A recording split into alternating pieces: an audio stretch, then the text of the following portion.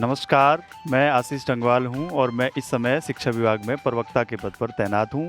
नमस्कार, मैं एसपी सेमवाल, मुख्य शिक्षा अधिकारी टिहरी गढ़वाल। पहाड़ की मिट्टी में घुला अपने हिस्से का रंग हूँ। मैं उत्तराखंड हूँ।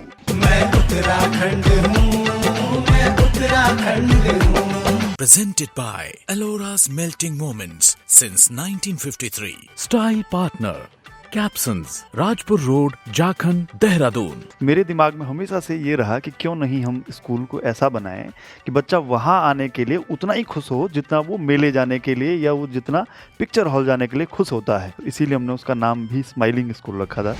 आशीष को लोगों ने तब जाना जब ये बंकोली से विदा हो रहा था। ये पीपल कंटेक्ट इतना शानदार था कि वो एक मिसाल बन सकता है। अस्सी गंगा घाटी में जो तबाही हुई थी उसके 4 दिन बाद मैंने ज्वाइन किया था। तो मैंने जाकर के एक प्रोजेक्ट बनाया और 115 सेकेंडरी स्कूलों को नोडल सेंटर बना करके काम शुरू किया। 5-6 बच्चे तो हमारे फिर से नर्सिंग में निकले।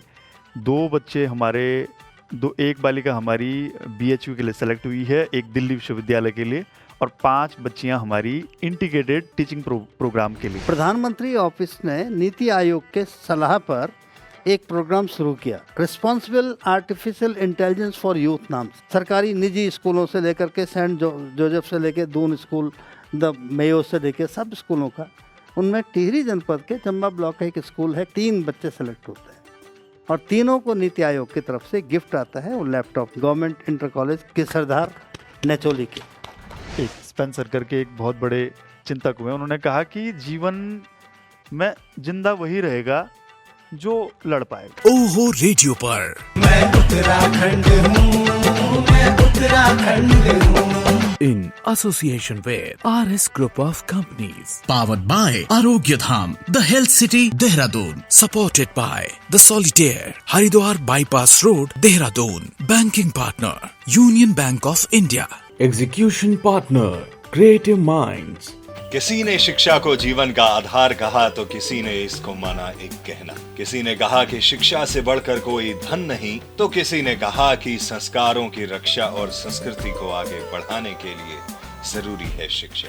मानना चाहे जो कुछ भी हो, बात ये बिल्कुल ठीक है कि एक बेहतर समाज के निर्माण में शिक्षा और शिक्षा से जुड़े हुए लोगों की भूमिका बहुत महत्वपूर्ण है। मैं उत्तराखंड हूँ सीरीज के इस एपिसोड में हम मिलाने वाले हैं 2 ऐसे ही शानदार लोगों आपसे।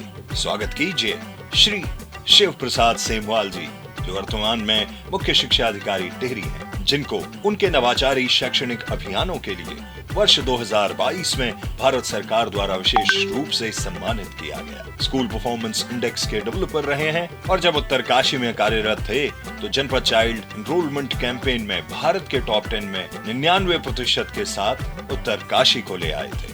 साथ में युवा शिक्षक आशीष टंगवाल, प्रोजेक्ट स्माइलिंग स्कूल, प्रोजेक्ट प्रेरणा, और साथ ही जब ऑफर हुई विदेश की अच्छी खासी नौकरी तो गांव के बच्चों को तैयार करने के लिए वो भी उन्होंने ठुकरा दी। तो आइए जानते हैं इनके अभिनव प्रयासों के बारे में। आप दोनों का बहुत बहुत स्वागत है। सबसे पहले सर आपके पास आ रहा हूँ क्योंकि मुख्य शिक्षा अधिकारी आप हैं और अभी कुछ दिनों पहले ही मालूम चला कि जो इंडेक्स है पूरे हिंदुस्तान के लेवल पे एजुकेशन का, उसमें हम शायद 19वें नंबर पे आ गए हैं।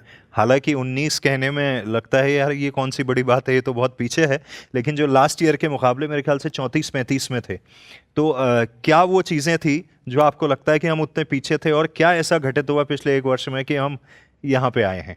पहली बात तो ये है कि एक डाइज होता है हमारे यहाँ, unified district information of school education.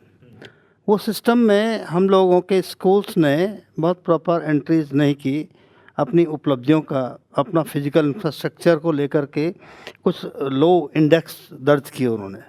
जब वो पूरे राज्य में कलेक्ट हुआ तो उसने ऐसी पिक्चर प्रस्तुत की जैसे इंफ्रास्ट्रक्चर में, एनरोलमेंट में, ड्रॉप आउट में उत्तराखंड की हालत बहुत अच्छी नहीं है और हमको 34वें नंबर पर आंक दिया गया। तो हम थोड़ा हैरान इस बात को लेके हुए थे कि नेशनल अचीवमेंट सर्वे से लेकर के और तमाम चीज़ों पर बहुत ठीक ठाक हमारा पोजीशन था, बहुत अच्छा नहीं था, लेकिन 11वें नंबर पे हम थे। तो यहाँ ऐसा क्या हुआ, तो पता चला कि वो डाइस की हमारी गलती है, यानी हम अपने अचीवमेंट को ठीक से दर्ज नहीं कर पाए। ये यू डाइज असल में न्यूपा ने डेवलप किया ministry of human resource development के लिए, और उसमें सारे स्कूलों के डेटा होते हैं, एक स्कूल रिपोर्ट कार्ड बनता है। वो इतना शानदार इंफॉर्मेशन सिस्टम है कि आप एक क्लिक करिए, अपने स्कूल का यू डाइज कोड दर्ज कीजिए और आपके स्कूल की पूरी तस्वीर आपके सामने आ जाएगी। अब आपने उसमें अपना क्लासरूम कितने हैं वो कम लिख दिया, टॉयलेट लेस दिखा दिया, उसको ड्रिंकिंग वाटर लेस दिखा दिया, गलती से बिजली नहीं है वो दिखा दिया, तो फिर ये लगा कि उत्तराखंड स्टेट इंफ्रास्ट्रक्चर में बहुत पीछे है, तो उन्होंने उसको रैंकिंग किया 34वां, और हम भी हैरान थे, इतनी ख़राब हालत हमारी नहीं है। तो अब उसको सुधार किया, तो हम लोग इस समय 19वें नंबर पे हैं, और बहुत सारे मानक हैं जिसमें काम करना होगा तो हम लोग और बेहतर कर सकते हैं। राइट। आपके लिए कहा जाता है कि लगभग आपने उत्तराखंड के हर जनपद में सेवा दे दी है। पिथौरागढ़ में भी पीछे थे, अब जी। टेहरी आप आ चुके हैं। बहुत कम लोगों को ये मौका मिलता है और लोग उसको खुशी खुशी एक्सेप्ट करते हैं। ये कैसी रही जर्नी? कितने सालों की आपकी सर्विस हो गई है? मैं लेक्चरर ऑफ फिजिक्स में 11 साल, 87 से और 99 तक। 99 में उत्तर प्रदेश लोक सेवा आयोग से सेलेक्ट होकर के मैं प्रिंसिपल हुआ गवर्नमेंट कॉलेज रानी पोखरी में।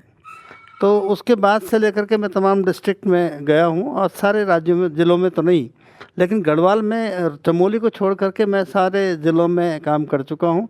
टिहरी और उत्तरकाशी में 2-2 बार, और कुमाऊँ में, पिथौरागढ़। अब मैं बताना चाहूँगा कि मेरी नज़र में उत्तराखंड का सबसे खूबसूरत अगर कोई ज़िला, कोई शहर है तो पिथौरागढ़ है। तो मुझे वहाँ काम करने का सौभाग्य मिला, और मैं फिर से टिहरी में हूँ 3री बार। जी। क्या बात है। तो आशीष जी, आपके पास आ रहा हूँ। सबसे पहले नज़रें जब 3-4 साल पहले आपकी जो पहली जॉब थी, वहाँ से जब आपका ट्रांसफ़र हुआ, राज्य ने और देश ने देखा कि एक शिक्षक कुछ बदलाव लाने की कोशिश कर रहा है, और उसके बाद जब आपकी जो अभी गरखेत में तैनाती है एक तरह से, वहाँ पे आपने प्रोजेक्ट स्माइल चलाया था। तो दूसरी बार हमें ये बड़ा अच्छा लगा। नॉर्मली गवर्नमेंट इंटर कॉलेजेस या हम बिल्डिंग्स को देखते हैं तो हम एक पीली सी दीवार होगी, उसमें कहीं जाले लगे होंगे, कि आमतौर पे ऐसी ही अगर आप किसी से कहेंगे तो यही वो एक मानचित्र उसका खींचता है। लेकिन प्रोजेक्ट स्माइल लेके आ गए जी, बड़ा खूबसूरत लगा। तो पढ़ाई तो हो रही है, उसके साथ साथ जब इस तरह की चीज़ें होते हैं तो ये इनिशिएटिव्स की मतलब ज़रूरत क्यों महसूस हुई आपको? काव्या जी, जो स्माइलिंग स्कूल हमारा प्रोजेक्ट था, एक दिन मेरे दिमाग में एक चीज़ आई कि जब बच्चा सुबह स्कूल आता है तो ठीक है, बच्चे अच्छे तरीके से स्कूल आते हैं, लेकिन वो घर जाते टाइम जो एनर्जी होती है ना उनकी, वो खुशी जो उनके चेहरे पे होती है वो अलग खुशी होती है। और सुबह जो आते हैं वो एनर्जी के साथ आते हैं, लेकिन वो खुशी नहीं। या उनको ये बोलना कि यार कल मेले जाना है, मेले देखने जाना है, वो बहुत खुश हो जाएंगे। मेरे दिमाग में हमेशा से ये रहा कि क्यों नहीं हम स्कूल को ऐसा बनाएं कि बच्चा वहाँ आने के लिए उतना ही खुश हो जितना वो मेले जाने के लिए या वो जितना पिक्चर हॉल जाने के लिए खुश होता है। क्यों नहीं वो एजुकेशन पाने के लिए इतनी खुशी उसको क्यों नहीं मिलती? तो हमने सोचा कि सबसे पहले, मैं ऐसे ही बच्चों से एक दिन बातचीत कर रहा था, तो मैंने कहा यार तुमको ख़राब क्या क्या लगता है? तो उन्होंने कहा कि सर हमको तो ऐसा लगता है कि हम यहाँ बैठे हैं और यहाँ पे ऐसा होना चाहिए, वहाँ पे ऐसा होना चाहिए। तो आप भी समझते हैं कि हमारे हाथ में बहुत ज़्यादा संसाधन नहीं होते हैं। तो हमने सोचा कि जितने सीमित संसाधनों के साथ हम उसको आगे बढ़ाए, हमने काम किया, और वो उसकी पूरी दीवारें, वो 1-1.5-2 साल हो गए उस प्रोजेक्ट को। वो हमने उस तरीके से मोटिवेशनल कोट्स हो गए हमारे राज्य के अलग अलग क्षेत्र के। अब पिथौरागढ़ का ओम पर्वत है जहाँ मैं काम करता हूँ जौनपुर में, हो सकता है बच्चे ने खाली वो देखा ही हो या पढ़ा हो, तो हमने उसको अपने दीवारों पे उकेरा, अलग अलग जनपद की अलग अलग चीज़ें। तो एक पूरे उत्तराखंड को हमने अपने स्कूल में उतारने की एक कोशिश की थी, ताकि अच्छा भी लगे, मोटिवेटेड भी हों बच्चे, और उनको लगे अच्छा स्कूल आने के लिए कि यार हम एक पॉजिटिव एनर्जी, पॉजिटिव माहौल बन पाए। तो इसीलिए हमने उसका नाम भी स्माइलिंग स्कूल रखा था, स्कूल हंस रहा है। बढ़िया। सेमवाल सर, आपके पास आ रहा हूँ। ये हो सकता है दुनिया की नज़र में छोटी सी चीज़ हो कि क्या हो गया, दीवार पे पेंटिंग ही तो कर दी। आप शिक्षा में इस चीज़ की भूमिका को कैसे देखते हैं कि थोड़ा इनोवेशन, थोड़ा बच्चों को स्माइल अगर करा दिया तो उसकी परफॉर्मेंस शायद बेहतर हो सकती? कैसे देखते हैं इन चीज़ों को? आशीष के संदर्भ में बात करना चाहूँगा, तो मैं एक बहुत महत्वपूर्ण चीज़ की तरफ अभी शिक्षकों का ध्यान आकर्षित कर रहा था कि आप कितना शानदार काम करते हो, लेकिन अगर आपका कम्युनिटी कनेक्ट नहीं है तो आप कुछ भी करिए, कितने इंटेलिजेंट, कितने मेहनती आप क्यों नहीं है, आशीष को लोगों ने तब जाना जब ये बंकोली से विदा हो रहा था। तो वहाँ लोगों ने जिस तरह से इसको विदाई दी तो हमको लगा कि एक शिक्षक को कम्युनिटी के साथ में किस तरह से कांटेक्ट बनाना चाहिए, और वही एक चीज़ है जो सरकारी स्कूलों में लोगों के विश्वास को ज़िंदा रखता है। तो जब वो उसके बाद मुझे अच्छा लगा कि मेरा डिस्ट्रिक्ट टिहरी है और उत्तरकाशी में भी काम कर चुका हूँ। बंकोली में मैंने तब देखा 2012 में जब आपदा आई थी अस्सी गंगा में, और वहाँ लगभग 80 या 90 लोग मारे गए थे उसी घाटी में। उसके ऊपर बहुत दुर्गम बन गया था इलाका बंकोली, वहाँ ये रहते और गांव के बीच में निवास कर रहे थे, यानी उत्तरकाशी से जैसे लोग जाते थे वैसे आशीष नहीं जा रहे थे। तो ये ज़्यादा बड़ी बात थी कि पीपल कंटेक्ट इतना शानदार था कि वो एक मिसाल बन सकता है। घर खेत में आकर के जो ये स्कूल को सजाने का काम किया है, ये दूसरा एक कॉन्ट्रेंट जिससे कॉन्स्टेंट कहते घटक है उनके पर्सनैलिटी का, शिक्षक होने के नाते उनका जो ट्रेट है उसको लेकर के। ये दोनों बहुत शानदार काम है और मैं मानता हूँ कि हर शिक्षक को अपने कार्यस्थल के बारे में इतना ही सजग और इतना ही सौंदर्य बोध से युक्त होना चाहिए जैसा आशीष ने किया। बिल्कुल। आपकी भी बड़ी तारीफ़ें हुई, मेरे ख्याल से 2018 का समय था कि जब बच्चों को विद्यालय में दाखिले को लेके, एनरोलमेंट को लेके, उस वक्त आपकी पोस्टिंग कहाँ थी? ये 2018 में तो मैं टिहरी में ही था प्रभारी मुख्य। जब वो 99% वो तो उत्तरकाशी का मामला है। अच्छा। और स्टेट प्रोजेक्ट डायरेक्टर थे PS जंगपांगी, हमारे जो अपर सचिव रहे। उन्होंने कहा एक दिन कि यार ये समग्र शिक्षा अभियान, तब राष्ट्रीय माध्यमिक शिक्षा अभियान था, इसमें पहला जो आपका बिंदु है वो एक्सेस को लेके, यानी बच्चों तक स्कूल को कैसे पहुंचाएं, तो आप लोग कुछ करिए। तो मैं वापस उत्तरकाशी गया और उत्तरकाशी में जब मैंने ज्वाइन किया था, 80 गंगा घाटी में जो तबाही हुई थी उसके 4 दिन बाद मैंने ज्वाइन किया था। 4 अगस्त को तबाही मची थी, लगभग 90 करीब लोग मारे गए थे, बहुत परिसंपत्तियों को नुकसान हुआ था। उसके 4 दिन बाद मैंने ज्वाइन किया था। तो वो हालत थी उसकी कि वहाँ पर किसी तरह का निराशा का माहौल था। शिक्षा या स्वास्थ्य को लेके इस तरह सोचने का तो वक्त ही नहीं था। तो मैंने जा कर के एक प्रोजेक्ट बनाया और 115 सेकेंडरी स्कूलों को नोडल सेंटर बना करके काम शुरू किया। तो मेरा पहला मकसद था कि 8वीं पास अगर कोई बच्चा है तो वो 9th में प्रवेश से वंचित नहीं होना चाहिए। तो मैंने डेटा इकट्ठा करना शुरू किया, ट्रैकिंग शुरू किया, पेरेंट्स से बात की, हमारे प्रिंसिपल गए, टीचर्स गए, और आखिर एक वक्त ऐसा आया जब केवल 87 बच्चे हमारे बाहर रह गए। वो कई कारण थे, उनमें से 56 के करीब बच्चे तो फिजिकली डिसेबल्ड थे जो स्कूल नहीं आ सकते थे।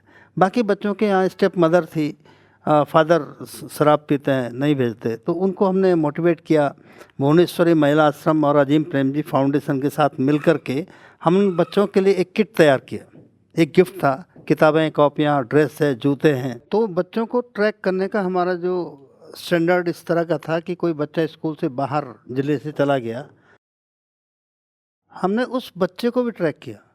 पंजाब गया है, चाहे वो हरियाणा, दिल्ली गया, उसके प्रिंसिपल ने वहाँ से लिख के दिया कि इस बच्चे ने हमारे स्कूल के अंदर 9th क्लास में एडमिशन ले लिया है। ये जो पैमाना था उसमें हमने अचीवमेंट किया था 99.13%। बाकी जो स्कूल के बच्चे थे 18 किलोमीटर पैदल आना था उनको भटवाड़ी, और मोरी में एक जगह कलाप है, कलाप के बच्चों को 11 किलोमीटर आना था। तो मैंने दोनों जगह स्कूल प्रस्तावित किए। इस डायरेक्टरेट से कहा कि स्कूल खोलिए, नहीं तो ये बच्चे कहीं जा नहीं सकते। तो वो क्या हुआ, मेरा ट्रांसफ़र हो गया। मैंने वो प्रोजेक्ट तैयार किया और न्यूपा यूनिवर्सिटी है दिल्ली के अंदर, जो national university of education planning and administration है, उसके सामने प्रोजेक्ट प्रस्तुत किया मैंने। तो मुझे पता नहीं था पुरस्कार मिलता है इसमें। प्रोजेक्ट को उन्होंने वेरीफाई कराया और उन्होंने ये पाया कि हिंदुस्तान के अंदर इस समय शिक्षा में किसी भी अधिकारी ने ओवरऑल डिस्ट्रिक्ट वाइज एक ऐसा कैंपेन संचालित नहीं किया है। तो वहाँ प्रोफेसर जो वाइस चांसलर थे उन्होंने कहा कि 56 प्रपोजल हमारे पास हैं, एक भी प्रस्ताव इस लेवल का नहीं है। तो प्रोफेसर कुमार सुरेश ने कहा कि आप पुरस्कार के लिए आवेदन करिए। मैं कहा नहीं, ये पुरस्कार के लिए नहीं किया मैंने काम, मैं पुरस्कार के लिए आवेदन नहीं करूँगा, मैंने अपने दायित्वों का निर्वहन किया है। उन्होंने कहा हिंदुस्तान में पहला डिस्ट्रिक्ट है, सीमांत जिला है, जिसने सेकेंडरी में एनरोलमेंट को लेकर के इतना बड़ा अचीवमेंट हासिल किया। तो ठीक है, मैंने कहा अच्छा है, तो आप इसको अपना करिकुलम का हिस्सा बनाइए। आप डिप्लोमा देते हैं एजुकेशन में, आप उस डिप्लोमा का स्टडी करने वालों को आप ये प्रोजेक्ट बांट दीजिएगा। तो आखिर 2018 में उन्होंने स्वयं ही मुझे नामित कर दिया पुरस्कार के लिए। और वो 2022 में डॉक्टर सुभाष सरकार, शिक्षा राज्य मंत्री भारत सरकार ने ये पुरस्कार दिया मुझे 22 में। जी। तो आशीष जी आपके पास आऊँ, जैसा सर ने कहा उनको पुरस्कार मिलना था, उन्होंने मना कर दिया और फिर भारत सरकार ने स्वयं ही उनको नामित करके पुरस्कार दिया। आपके पास भी जीवन में एक बार शायद ऐसा मौका आया था कि कहाँ पड़े हो गांव में चक्कर में यार, हैं आ जाओ ज़रा, तुम्हें फ़ॉरेन में डॉलर में कुछ कर देते हैं। ये काव्या जी एक 1.5 साल पुरानी बात रही होगी ये। एक अफ्रीकन बेस्ड एनजीओ था, तो वो कुछ कोलैबोरेट चाह रहे थे मेरे साथ कि हम मिलके गांव में ऐसा कुछ करेंगे। तो फिर मैंने कहा ठीक है, आप ईमेल पे, उनकी मेरी बातचीत हो रही थी, फिर फ़ोन में बातचीत होने लग गई। तो फिर हम कुछ एक मिल करके कुछ करना चाह रहे थे। फिर उनके एक ऑफिसर्स हैं जो महाराष्ट्र से आते हैं, उन्होंने बोला कि मैं नॉर्थ इंडिया आया हूँ और आपका जनपद कहाँ पड़ता है, मैं मिलना चाह रहा था। तो मैंने कहा सर आ जाइए आप, मेरे को लगा सामान्य भेंट होगी। तो फिर वो आए, मुलाकात हुई उनकी मेरी। तो फिर उन्होंने बोला मुझे कि आशीष यार, मैंने आपको पहले भी कहा था, फिर कह रहा हूँ कि आप ये जॉब क्विट कर दो जहाँ आप हैं और आप हमारे साथ चलिए, आपको बड़ा प्लेटफॉर्म मिलेगा दुनिया के अलग अलग देशों में, खासकर अफ्रीका के लिए वो कह रहे थे कि वहाँ पे बच्चों की बहुत सारी चुनौतियाँ हैं, बहुत कुछ वैसा है, और आप का हम वहाँ करवा देते हैं और आप हमारे साथ चलिए, एनजीओ से जुड़िए और ये है। तो फिर मैंने उनको मना कर दिया। तो उनको लगा हो सकता है हमारी सरकारी जो एक नौकरी होती है उसकी सैलरी ठीक होती है, मतलब अपना ठीक ठाक होती है, तो उनको लगा कि क्या पता इसलिए कह रहे हों। तो फिर उन्होंने मुझे बोला कि आपको हम जितना पैसा यहाँ से मिल रहा है उसका 2 गुना, 3 गुना, 4 गुना दे देंगे। तो मैंने उनको फिर भी मना किया। तो उसके बाद उन्होंने मुझे एक, मतलब अब मैं उसको डिस्क्लोज तो नहीं करना चाहूँगा, इतना पैकेज दे दिया था कि जहाँ मेरे को लगा कि यार ये क्या हो गया लाइफ ये सॉर्टेड है, ये क्या हो गया इतना ज़्यादा। फिर वहाँ फिर मैंने अपने एक दो तीन दोस्तों से बात करी कि यार पैसों के लिए नहीं, पर फिर भी मैंने एक आध दोस्तों से चर्चा करी कि यार ऐसा कोई ऑफर है और ये चाह रहे हैं कि आप वहाँ आ जाइए और 4 साल या 3 साल ही अगर आप सेवा करेंगे तो उतना आपका इकोनॉमिकली वो हो जाएगा जितना आप पूरी सेवा में नहीं। फिर मेरे को लगा कि यार ठीक है, काम भी वही है, चले जाएंगे, एनजीओ है, बच्चों के लिए काम करना है, पर वो उत्तराखंड की मिट्टी है ना, जो अपने देश की मिट्टी है और अपना जो जुड़ाव है, ये मैंने कहा ये कहाँ वहाँ मिल पाएगा। ये मुंगरी, ये काकड़ी, ये कद्दू, ये कहाँ मिल पाएंगे वहाँ, इन्हीं के बीच खपना, जीना मरना है। तो फिर मैंने बहुत सोचा, फिर मैंने कहा नहीं, आपका बहुत बहुत धन्यवाद, आपने बोला, लेकिन नहीं आ पाऊँगा, यहीं जिएंगे यहीं मरेंगे। वाह, बहुत बढ़िया, एक बार जोरदार तालियां हो जाए। क्या बात है, ज़बरदस्त। तो अभी आजकल एक प्रोजेक्ट प्रेरणा करके भी गर्ल चाइल्ड को लेके आपका एक इनिशिएटिव है, उसके बारे में थोड़ा सा बताइए, ये क्या है? काव्या जी, प्रोजेक्ट प्रेरणा हमने 2020 में शुरू किया था। दरअसल प्रोजेक्ट प्रेरणा के पीछे की जो हमारी जो कॉन्सेप्ट था वो ये था कि जो हमारे ग्रामीण इलाके हैं, गांव के क्षेत्र हैं, वहाँ क्या है कि कक्षा 12 के बाद, खासकर बालिकाओं को कक्षा 12 के बाद हायर एजुकेशन में उतना ज़्यादा आगे घर वाले नहीं बढ़ा पाते हैं, चाहे वो आर्थिक कारण हो, सामाजिक कारण है, जो भी कारण है, या जो क्या कहते हैं परंपराएं हैं कि नहीं इनके तो शादी हो जानी है, क्या ही पढ़ाना है। तो वो चीज़ें हैं पहाड़ों में या बहुत जगह ग्रामीण इलाकों में। तो हमने ये सोचा कि एक ऐसा कार्यक्रम तैयार करते हैं कि जो हमारी बच्चियां हैं वो हायर एजुकेशन में, जो जैसे बड़े बड़े विश्वविद्यालय हैं, अलग अलग कोर्स में, वहाँ ये एनरोल हो पाएँ। उसके लिए मेन समस्या है कि गांव में उनको कोचिंग्स नहीं मिल पाएंगी।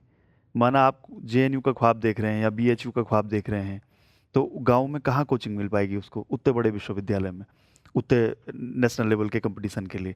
तो हमने क्या किया, छोटे छोटे कोर्स पकड़े 2020 के अंदर, फिर 21 में थोड़े बढ़ाए, 22 में बढ़ाए, 23 में बढ़ाए। तो जब 2021 में पहली बार इसको शुरू किया तो हमने क्या किया कि क्लास के बाद ग्रुप्स बनाए, अलग अलग ग्रुप्स 12th क्लास के, कि क्लास के बाद आपको अतिरिक्त कक्षाएं दी जाएंगी, चाहे मेरे घर पे हो, कमरे पे हो, या कभी कभी स्कूल में ही, और आपको इस एग्ज़ाम की तैयारी करेंगे उनके इंटरेस्ट के हिसाब से। किसी ने बोला मैं ये करना चाह रही हूँ, किसी ने बोला उनके इंटरेस्ट के हिसाब से जो मुझसे बन पाया उसकी तैयारी करवाई।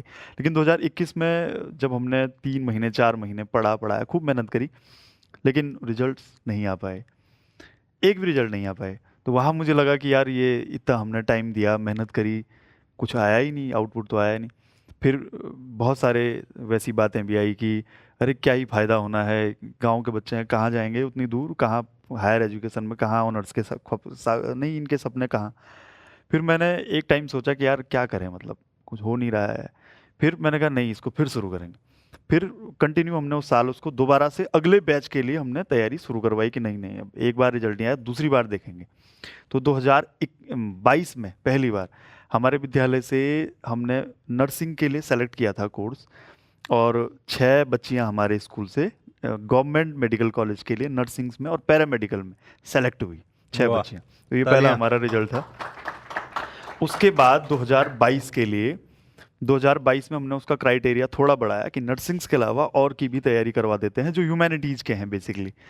तो फिर हमने क्लास में मैंने क्या किया कि सारे बच्चे बैठे हुए, उनको एक पर्ची दे दी कि यार आपको जो बनना है ना आप इसमें लिख दो, उस हिसाब से तुम्हें तैयारी करवा पाएंगे जो मुझसे संभव हो पाएगी। तो ज़्यादातर जो बालिकाएं थी हमारी वो या तो लॉ, कुछ बच्चियों ने बोला उनको लॉ, उनको जज बनना है, वकील बनना है, कुछ ने बोला उनको टीचर्स बनना है, किसी ने बोला कि हमको आईएएस बनना है, पर हम चाह रहे हैं कि हम बीएचयू से पढ़ें, हायर एजुकेशन से पढ़ें, ये वो। तो ये बड़ा चुनौती वाला काम अब आ गया कि यार इतने अलग अलग इंट्रेंस है इनकी तैयारी।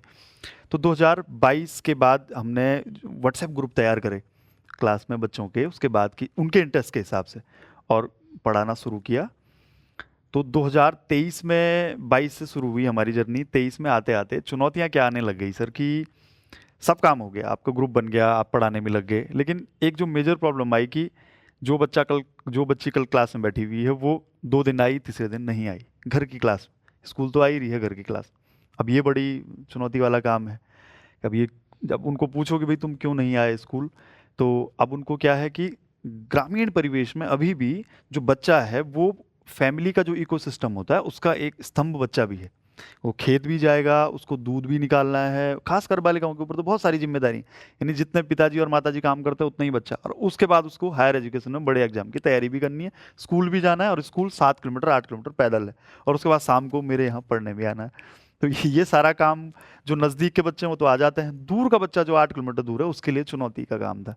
फिर हमने क्या किया कि इसको ऑनलाइन भी शुरू कर लेते हैं। अच्छा, जो ऑफलाइन आ गया ठीक है, रात को तो सब बैठे हैं अपना काम वाम निपटा के आ जाएंगे, रात को बैठे हुए हैं, व्हाट्सएप के फ़ोन सब पे ही हैं, ऑनलाइन शुरू करते हैं।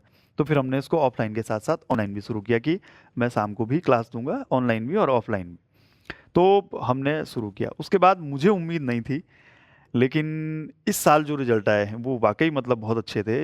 बच्चों ने बहुत मेहनत करी। 5-6 बच्चे तो हमारे फिर से नर्सिंग में निकले, 2 बच्चे हमारे, एक बालिका हमारी बीएचयू के लिए सेलेक्ट हुई है, एक दिल्ली विश्वविद्यालय के लिए, और 5 बच्चियां हमारी इंटीग्रेटेड टीचिंग प्रोग्राम के लिए, जिसकी कि पूरे उत्तराखंड में 48 सीटें थी, उसके लिए सेलेक्ट हुई हैं। ये बड़ा बहुत बच्चों की मेहनत का नतीजा था। क्या बात, बहुत ज़बरदस्त। और ये छोटी छोटी चीज़ें हैं जो बड़े बदलाव ले आती हैं। जी। जहाँ बहुत सारे लोग ये मान चुके हैं। सर, मैं आपसे भी पूछना चाहूँगा इस चीज़ को लेके कि एक होता है नकार ही देना, कि जहाँ पे प्राइवेटाइजेशन होना कोई बुरी बात नहीं है, वो एक कंपटीशन की भावना आती है, तो हो सकता है कि आपस में कंपटीशन बने कि नहीं, हम गवर्नमेंट से हैं तो हम बेहतर करेंगे, हम प्राइवेट से हैं तो हम बेहतर करेंगे। ये बाकी जगह तो हो सकता है, लेकिन एजुकेशन के मामले में एक समय ऐसा आया जब नकार दिया गया कि जी गवर्नमेंट सिस्टम यानी कि गवर्नमेंट के स्कूल तो आप कुछ कर ही नहीं सकते। और जबकि आज से आप 20, 25, 30 साल पहले चले जाइए, तब कोई ऐसा प्राइवेट के लिए नहीं सोचता था कि प्राइवेट कुछ नहीं कर पाएगा। गवर्नमेंट वाले आज जितने बड़े बड़े पदों पे आप लोग भी हैं, हम लोग भी हैं, बाकी लोग भी हैं, वहीं से पढ़ के निकले, और हिंदुस्तान भर में वो चाहे वैज्ञानिक हों, चाहे कोई प्रधानमंत्री बना हो, चाहे कोई किसी कंपनी का मालिक बना हो, वो सब वहीं से निकले। तो ये जो नकार देना सिरे से कि जी नहीं हो ही नहीं सकता, और फिर जब ऐसे उदाहरण आ जाते हैं या कुछ और आ जाते हैं, तो इसको कैसे देखते हैं आप? मैं 2 तरह देखता हूँ इससे, कि देहरादून के अंदर मैं बीएस से रहा 2002 से 4 तक, बल्कि मैं आखिरी बीएस से था, उसके बाद वो पद ही खत्म हो गया था। हाँ, बेसिक शिक्षा अधिकारी, जिला बेसिक शिक्षा अधिकारी, अब वो नाम बदल दिया, district education officer second elementary हो गया। अच्छा। Radha Raturi madam district magistrate थी, और मैंने उनसे पूछा कि मैडम, मैंने कहा मैं कहूँगा तो लोग नहीं करेंगे, जिले में जितने अधिकारी हैं उन सब का स्टेटस चाहिए मुझे कि इन्होंने हाई स्कूल और इंटरमीडिएट कहाँ से किया। तो 72 अधिकारी थे, जिला स्तरीय अधिकारी हो गए, एक्सियन हो गए, टेक्निकल डिपार्टमेंट के, 72 में से 63 अधिकारी थे जिन्होंने उत्तर प्रदेश या मध्य प्रदेश या बिहार स्टेट बोर्ड से हाई स्कूल और इंटरमीडिएट किया था। केवल 9 अधिकारी ऐसे थे जो सीबीएसई सेंट्रल स्कूल या प्राइवेट स्कूलों से थे, 9 स्कूलों से। इसके माने ये था कि ये जो एरिया ऑफ वर्किंग था वहाँ पर सरकारी बोर्ड का, सरकारी स्कूलों का भूमिका बहुत बड़ी थी। और मैं ये मानता हूँ बहुत स्पष्ट रूप से कि ये जो निजी स्कूलों का उद्भव हुआ हिंदुस्तान के अंदर, इसके हिस्टोरिकल कारण है कि ब्रिटिश ने राज किया हिंदुस्तान में, उनको अपने बच्चों को पढ़ाना था स्कूलों में, तो ऐसे कॉमन स्कूल में नहीं पढ़ा सकते थे जहाँ उनका चपरासी का बच्चा भी पढ़ता है, उनके बाबू का बच्चा पढ़ता है। तो उन्होंने मिशनरी स्कूल शुरू किए, अंग्रेजी माध्यम के स्कूल शुरू किए, और वहाँ स्कूलों के बीच में क्लास बन गया। एलीट क्लास का स्कूल है, सामान्य लोगों का स्कूल है। और आगे जा कर के उसने एक कल्चरल फॉर्म ले लिया कि अब हमको लगता है कि हमारा बच्चा एलीट क्लास के स्कूल में पढ़ेगा, उस स्कूल में नहीं पढ़ेगा जहाँ मेरा जो सबऑर्डिनेट है उसका बच्चा भी पढ़ता है। ये हिंदुस्तान के अंदर बहुत ज़्यादा, और ये ब्रिटेन के अंदर बहुत ज़्यादा। मेरे बच्चे हैं यूरोप में हैं, तो मेरी बेटी कहती है कि जर्मनी के अंदर 2 या 3% प्राइवेट स्कूल हैं, वहाँ तो निजी स्कूलों का बहुत ज़्यादा फैशन तो है ही नहीं। बेटा ब्रिटेन में, वो कहता है कि वहाँ तो बहुत बड़ी तादाद में निजी स्कूल हैं। तो ये एक ही महाद्वीप का कल्चरल डिफरेंस है। हिंदुस्तान के अंदर ये एक तरह का, जिसे कहते हैं कि मैं ये मानूंगा कि ये नकारात्मक चीज़ हो गई। सरकारी स्कूलों के अचीवमेंट की अगर हम बात करें तो मैं आपसे कह दूं कि वहाँ बच्चे सेलेक्टेड होके नहीं आते हैं, सारे के सारे क्लास के बच्चे आते हैं। उसके बाद भी हमारा परफॉर्मेंस, हमारे बच्चों का जो अचीवमेंट है वो बहुत बेहतर है। अब करने की कोशिश क्या कर रहे हैं, मैं टिहरी में आया, अभी थोड़ा देर हो गई है। नेशनल टैलेंट सर्च एग्जामिनेशन होता है एक, हिंदुस्तान के अंदर एक साल में आईएएस के पदों की संख्या भी 800-900 होती है जो विज्ञापित होती है। और नेशनल टैलेंट सर्च एग्जामिनेशन के लिए बच्चों का जो क्राइटेरिया है वो 1000 सीटें हैं पूरे हिंदुस्तान में। 1000 बच्चा कहीं से भी हो, वो सिलेक्ट होगा, एंड दैट्स ऑल। मैं दूसरा अचीवमेंट बताता हूँ टिहरी का। प्रधानमंत्री ऑफिस ने नीति आयोग के सलाह पर एक प्रोग्राम शुरू किया, responsible artificial intelligence for youth नाम से। उसमें कहा कि सारे देश के बच्चे अपना प्रोजेक्ट सबमिट करेंगे एक पोर्टल पर, और वो प्रोजेक्ट जो मतलब जो सेलेक्ट होगा वो स्टेप टू स्टेप जाएगा आगे, और आखिर में 100 टॉप प्रोजेक्ट आएंगे। वो बताया नहीं उन्होंने तो इनवाइट किया आर्टिफिशियल इंटेलिजेंस पे।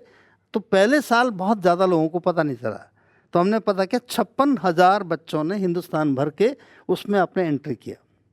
आखिरी चरण में केवल 100 बच्चे सेलेक्ट हुए, और 100 बच्चों में से 3 बच्चे टिहरी के थे, गवर्नमेंट इंटर कॉलेज केसरधार नेचोली के।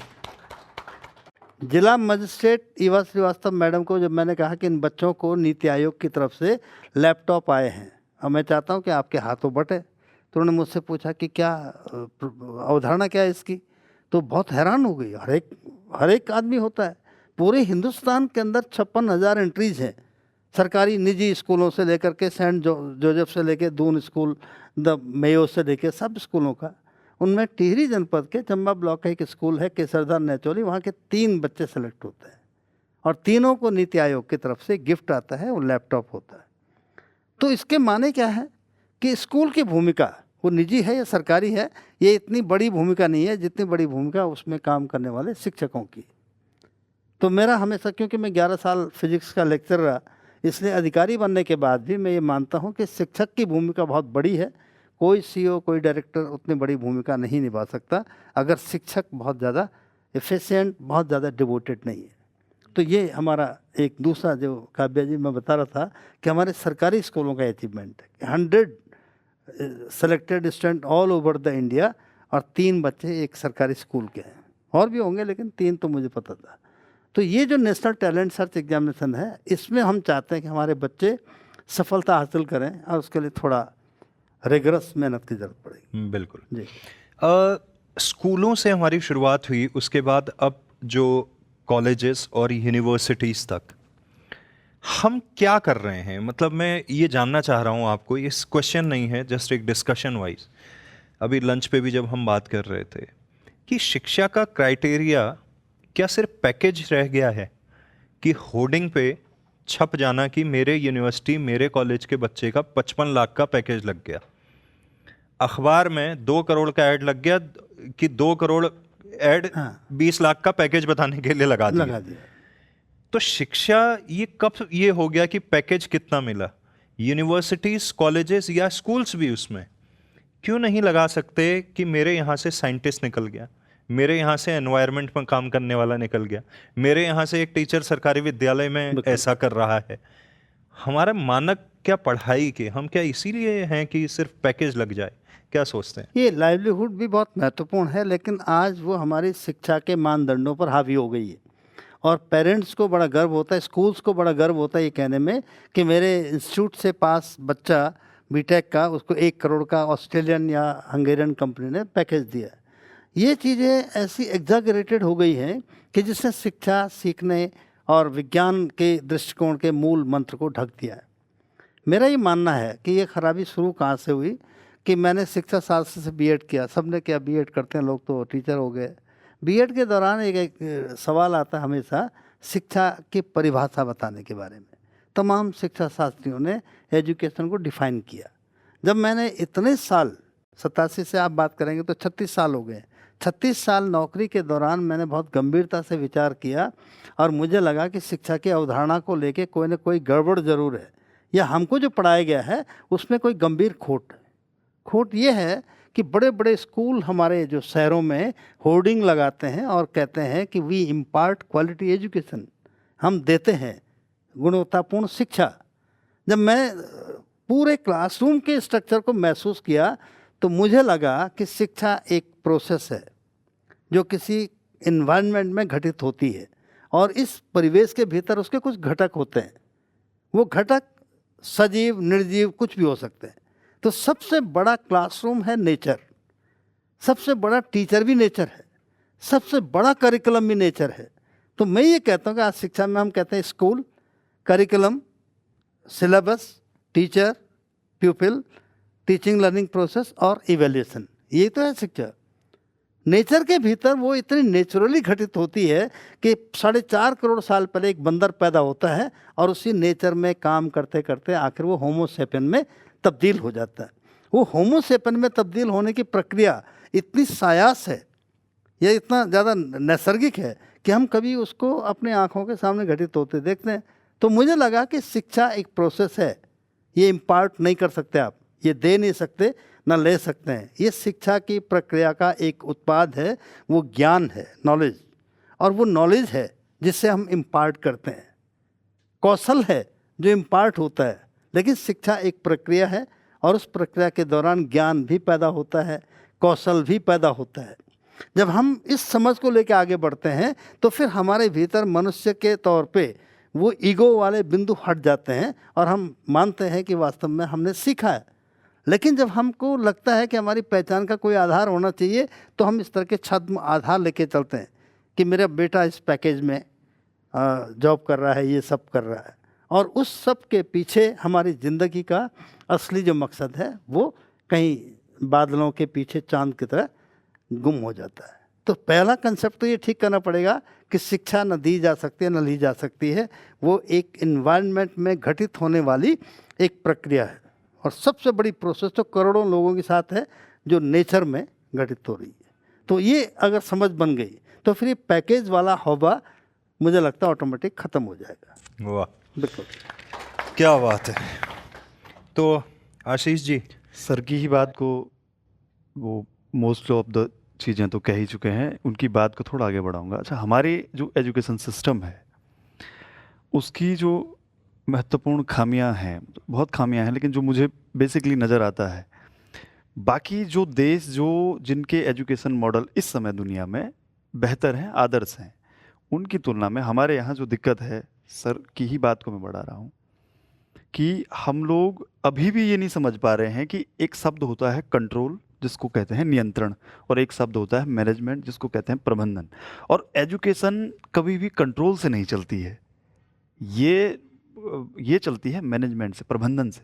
तो शिक्षण के काम जो होंगे या शिक्षा का काम है, शिक्षक का काम है, वो कंट्रोल से नहीं चलेगा कि मैंने ऊपर से क्रिएटिविटी दे दी और वो मैं क्रिएटिविटी फॉलो करूँ कि कहीं से एक आके आ गया हमारे पास पूरा सा कागज़ आ गया, ये क्रिएटिविटी होनी है। अच्छा, ये क्रिएटिविटी होनी है तो फिर कौन करेगा? अगर मेरे पास एक शिक्षक के रूप में बाहर से क्रिएटिविटी का पूरा करिकुलम आता है, मेरी क्रिएटिविटी कहाँ गई? मैं तो फिर फॉलो ही करता रह जाऊंगा दिन भर। बच्चे की क्रिएटिविटी कहाँ गई? अगर कहीं कहीं से भी क्रिएटिविटी का एक मॉडल वो हमारे पास आ जाता है प्रतिरूप कि आप ये करवाइए, बच्चे की क्रिएटिविटी अपने आप कहाँ से आ जाएगी? आएगी ही नहीं, क्योंकि हम उसको तो फॉलो करवा रहे हैं। तो ये समझना पड़ेगा कि नियंत्रण और प्रबंधन में अंतर है।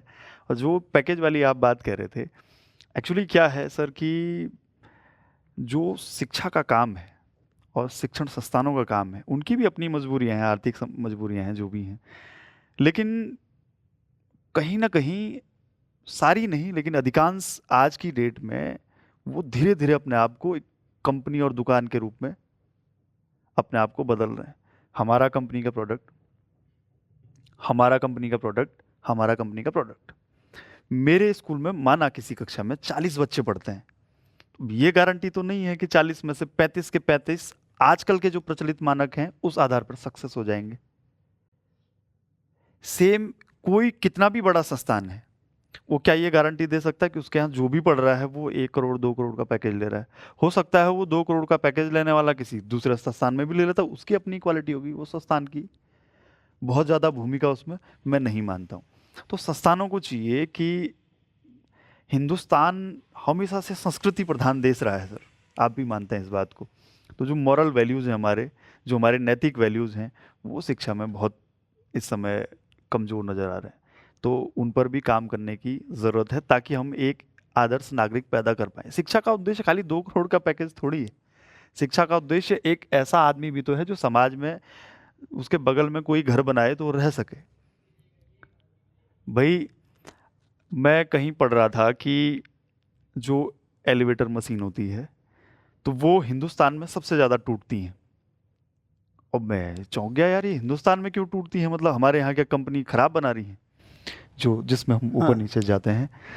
तो फिर मैंने और रिसर्च किया, पढ़ा, ढूंढा तो पता चला कि नहीं, एशिया में most of the elevator machine एक ही कंपनी बनाती है। फिर मैंने कहा यार बाकी जगह भी टूटते हैं? नहीं, बाकी जगह तो टूटते ही नहीं, यहीं टूटते हैं। यहाँ क्यों टूटते हैं? वो एक आदमी ने लिखा कि एजुकेशन की वजह से टूटते हैं। तो मैंने कहा यार यहाँ तो साइंस की दिक्कत है, एजुकेशन कहाँ है? तो वो कह रहा कि जो बाकी के जापान है, वियतनाम है और कंट्रीज है, वहाँ वो एक लाइन में जाते हैं ऊपर, एक लाइन में ऊपर जाते हैं। तो मशीन होगी वो 10 साल 20 साल 50 साल जाए। हमारे यहाँ क्या है, इधर अपने आप, इधर सोनू उधर मोनू, ये एक साथ चल दिए। यानी तरीका ही नहीं पता उनको, एजुकेशन ने कई उनको बच्चे सिखाया उसमें उल्टे भी आ रहे उल्टे होते आते हैं, सुलटे आते हैं, यानी उनको तरीका ही नहीं पता है। तो ये भी एजुकेशन का काम है कि आपको अपनी लाइफ में आपके जो दैनिक कार्य हैं, दैनिक चीज़ें, वो कैसे आपने करनी है, ये भी एजुकेशन का काम है। तो अंतर आप देख लीजिए। तो ये एलिवेटर वाला तो मैंने सिर्फ एक एग्जांपल दिया कि कहीं पढ़ रहा था, ये भी शिक्षा का काम है, खाली 2 करोड़ का पैकेज नहीं। ये सारी चीज़ें सिखाए कि आदमी आम जो हमारा जीवन है वो चले कैसे, ताकि हम एक अच्छा नागरिक बन पाए। एक मासूम सा सवाल, अगर आप अध्यापक नहीं होते तो क्या बाबा हो सकते थे? हाँ, जब भी मैं अपने दोस्तों के साथ कई बार बैठता हूँ तो वो बोलते हैं कि यार ये बाबागिरी में अच्छा भविष्य है और ये कहाँ तुम जो है ये लगे हुए हो। लेकिन देखिए सर कि जहाँ तक मेरा सवाल है, धीरे धीरे जब आदमी एक उम्र के साथ साथ आगे बढ़ता है, पहले बचपन में वो सोचता है कि यार ये बन जाऊं। तो बचपन में तो हम यही सोचते थे, टीवी भी देखते थे, यार ये बनना है हीरो। टीवी में जो भी आए, सुनील शेट्टी, मिथुन, उस जमाने में यही आते थे। एक चैनल आता था DD1, और ये बनना है। थोड़े और बड़े हुए तो थोड़े और सपने बदले, लेकिन अब मैं अपनी जॉब से बहुत सेटिस्फाइड हूँ कि यार जिस काम में मुझे मजा आता है मैं वो काम कर रहा हूँ। तो बाबा फिलहाल तो नहीं बन रहे। ओके, तो यहाँ बहुत सारे बच्चे और काफी सारे लोग बैठे हुए हैं। आप में से कोई क्वेश्चन पूछना चाहेगा? सर, कहते हैं कि जो बच्चा LKG UKG में पढ़ रहा है, आज से 30-40 साल के बाद या फिर 35 साल के बाद जब वो नौकरी करेगा, तो एक ऐसी कंपनी में नौकरी करेगा जो शायद अभी तक है ही नहीं, जो इस्टेब्लिश नहीं है, वो उसके बाद कभी बनेगी। तो हमारा जो एजुकेशन सिस्टम है वो बहुत तेज़ी से बदलना चाहिए उस बच्चे के हिसाब से। तो क्या वो बदल पा रहा है उतनी तेज़ी से अपने आप को? क्योंकि एक एजुकेशन का जो पैटर्न है वो काफ़ी पुराने टाइम से चला आ रहा है और शायद हम अभी तक उसे ही फॉलो कर रहे हैं। लेकिन अभी जो बच्चा है, जब वो 30-35 साल के बाद जाएगा, दुनिया पूरी तरह से बदल चुकी होगी उसके लिए, और वो उसके लिए काम कर रहा होगा जो अभी तक इस्टेब्लिश ही नहीं है या फिर जिसकी अभी बात ही नहीं हो रही है। देखिए, बदलाव मल्टी डायमेंशनल होता है। पूरा सोसाइटी के अंदर बहुत सारे घटक होते हैं हमारे जीवन के सारे घटक एक ही रफ्तार के साथ में डेवलपमेंट नहीं करते हैं। आपको एक बात जान के हैरानी होगी कि पिछले 300-400 साल में जो इंडस्ट्रियल रिवॉल्यूशन हुई है, उसके साथ में प्रौद्योगिकी और साइंस ने भी बहुत तेज़ी के साथ में डेवलप किया। तो अगर हम 4.5 करोड़ साल पहले इवोल्यूशन हुआ एक कपी के तौर पे, और अब आप देखेंगे 2023 तक का, उस सफ़र में सबसे ज़्यादा तेज़ी से 350 सालों में एक क्रिटिकल, जिसे कहते हैं कि विस्फोट हुआ है, जैसे एटम बम के साथ होता है, उसमें कहते हैं कि क्रिटिकल मास से ऊपर जब मास हो जाएगा तो उसमें विस्फोट हो जाएगा। ये विस्फोट हो गया 300 साल पहले। अब हमारा ब्रेन है जो, वो ब्रेन कंडीशन नहीं है उस चीज़ के लिए। हमारा ब्रेन कंडीशन था जो 10,000 साल पीछे हमने डेवलपमेंट किया सोसाइटी के अंदर, टेक्नोलॉजी में, साइंस में, खान पान में।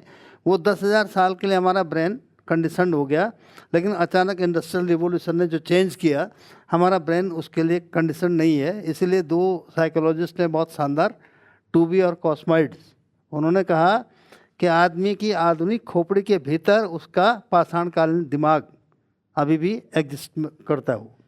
तो जो आप एजुकेशन सिस्टम की बात करते हैं, संभव है कि साइंस और टेक्नोलॉजी इतनी तेज़ी से डेवलप करे कि उसके थ्रू तो बच्चा सीख रहा हो, लेकिन आपके फॉर्मल स्कूलों के भीतर करिकुलम, पढ़ाने वाले तौर तरीके और शिक्षक इतने दक्ष ना हों कि वो आने वाली चुनौतियों के सामने बच्चे को तैयार कर सके।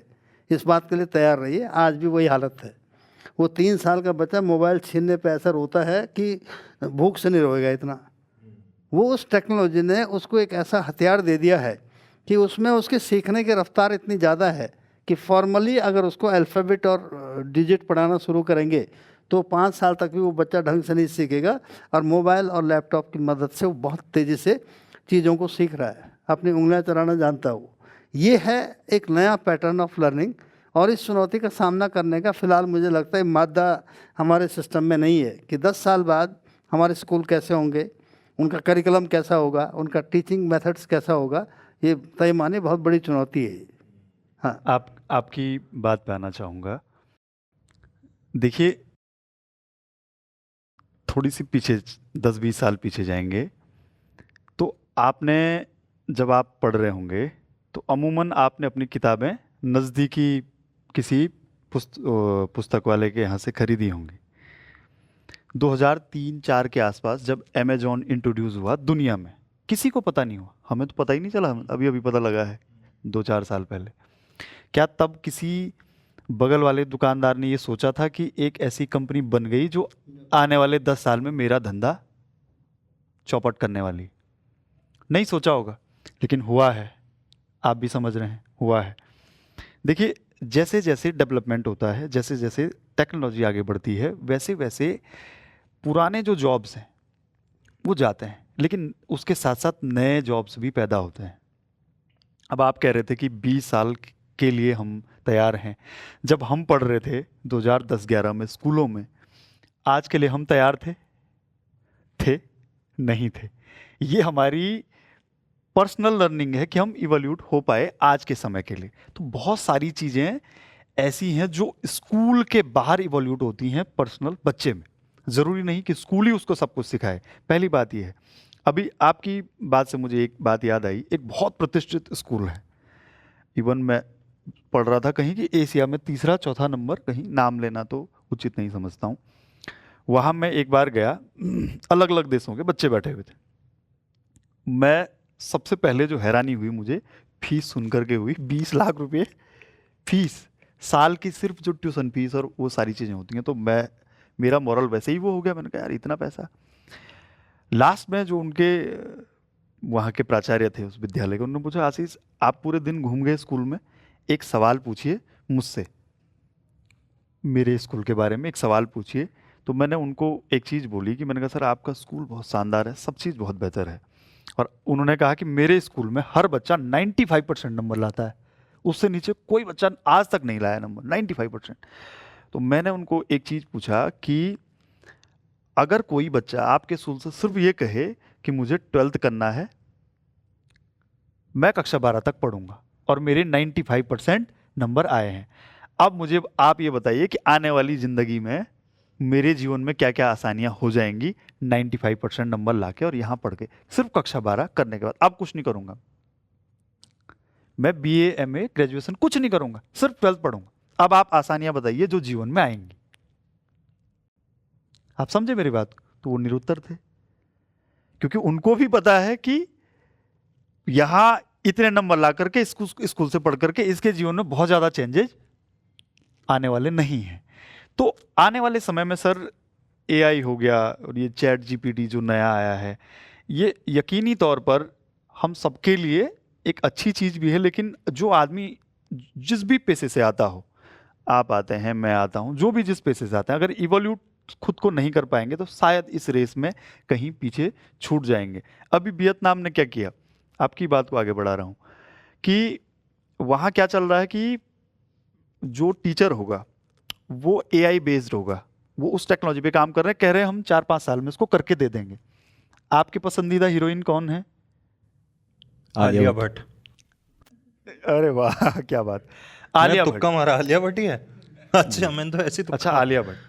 अगर आपको ये और आप अगर आपको ये बोल दिया जाए कि आपको कॉन्स्टिट्यूशन पढ़ाना है या फिजिक्स पढ़ाना है, आप आलिया भट्ट से पसंद करेंगे पढ़ना या मुझसे? टीचर्स आपसे पसंद करेंगे। अरे अगर बोल रहा है। नहीं आप नहीं। ठीक कह रहे हैं, मुझसे ही पसंद करेंगे, लेकिन अगर मन से सोचोगे तो आप बोलोगे यार एक बार देख ही लेते हैं क्या है, पढ़ने में क्या जाता है। तो वो उसका AI फॉर्म ऐसे तैयार कर रहे हैं वीडियो पे, स्क्रीन पे, कि आपको कोई पर्टिकुलर जो आपका जिसके आप फैन हो वो पढ़ाएगा आपको। वो नहीं पढ़ा रहा है, वो आदमी तो कहीं बैठा होगा, लेकिन वो AI फॉर्म में उसका वीडियो वो पढ़ा रहा है आपको, और आपको भी अच्छा लगेगा ना आपको कि यार ये, क्योंकि वो तो सारी चीजें फैक्ट और जो भी उसके कॉन्सेप्ट होंगे तो सब तो AI जनरेटेड होंगे, ज्ञान की कोई कमी नहीं होगी, बस आपको चेहरा किसका दिखेगा, फला व्यक्ति का जिसके आप प्रशंसक हैं। इस लेवल पर जब ये चुनौतियां आ जाएंगी तो हम जैसे लोग इवोल्यूट नहीं कर पाएंगे तो जॉब तो जाएंगी। एक स्पेंसर है सर नाम, एक स्पेंसर करके एक बहुत बड़े चिंतक हुए, उन्होंने कहा कि जीवन में जिंदा वही रहेगा जो लड़ पाएगा। तो इस चीज के लिए हम नहीं घबराते हैं कि हमारा ये चले जाएगा, नहीं इवोल्यूट कर पाएंगे अपने आप को तो रह जाएंगे पीछे, अब क्या कर सकते हैं। पकौड़ा खिलाएंगे भी सबको। बट ये एक्चुअली ChatGPT वाला, तो अभी मैं एक प्रोग्राम में था मसूरी में, लेफ्टिनेंट जनरल भट्ट वहाँ पे चीफ गेस्ट थे।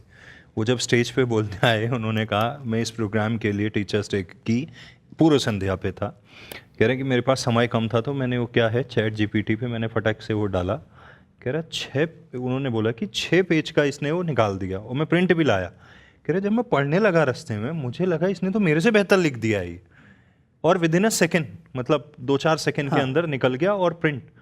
तो आप सोचिए उसकी जो रफ्तार है, रिस्पॉन्स का जो रेट है, उसको मैच करना असंभव है। 5 सेकेंड में हम कितना लिख पाएंगे? बोलने में हो सकता है हम एक लाइन बोल दें, लिखने में हो सकता है हम उसके आसपास कर लें। तो ये चैलेंज तो है।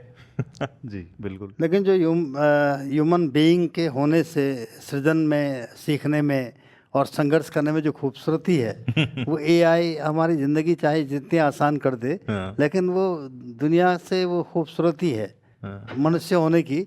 मुझे लगता है सबसे बड़ा खतरा तो उसी पर आने वाला है कि हम मशीनों में तब्दील हो जाएंगे, हमको परिणाम चाहिए होगा, प्रक्रिया की हमको ज़रूरत नहीं पड़ेगी। प्रोसेस बहुत शानदार चीज़ होती। यहाँ से मसूरी का सफ़र इतना खूबसूरत है कि मसूरी पहुँचने के बाद उसका सारा चार्म ख़त्म हो जाता है। सफ़र खूबसूरत है। ChatGPT हमको मंजिल तक पहुँचा रहा है, AI हमारे सफ़र को इरेज करके, ये बहुत बड़ी बात है। ठीक है, थैंक यू, बहुत अच्छा सेशन रहा। अब क्योंकि सेशन के हम अंत में हैं, मैं चाहूँगा हमारे साथ में गुलाटी जी अलोराज से आए हुए हैं, वे मंच पे आएंगे। एक बार ज़ोरदार तालियों के साथ में स्वागत कीजिए। कैसा लगा आपको ये सेशन? क्या कहना चाहेंगे? बेहतरीन, और काफ़ी चीज़ें मेरे दिमाग में भी, क्योंकि मेरे को भी एजुकेशन लोगों को और बहुत शौक़ है, और मैं चाहता हूँ, और जो आप कह रहे हैं जिस तरीके से आपने गांव में और सब कुछ किया, वही मेरी भी एक तमन्ना है कि अब तो सब कुछ कर चुके, अपने लिए तो सब कुछ कर चुके, कि जब तक गांव के इंटीरियर तक जैसे हम लोग एजुकेशन पहुंचाएं, किसी भी तरीके से पहुंचाएं, उस एजुकेशन में दूसरी सबसे बड़ी ज़रूरत जो मैं सोचता हूँ कि एजुकेशन का पैटर्न ऐसा हो जाए कि बच्चों को स्कूल जाने में एक मज़ा आने लगे, उनको ये लगे कि मैं खेलने जा रहा हूँ। वाह। आई पर्सनली फील कि जो शुरू में प्रॉब्लम आती है, जैसे गांव में भी आती है, कि लोग बच्चे को भेज नहीं रहे हैं कि बच्चा दौड़ के घर से आ जाए स्कूल जा रहा हूँ।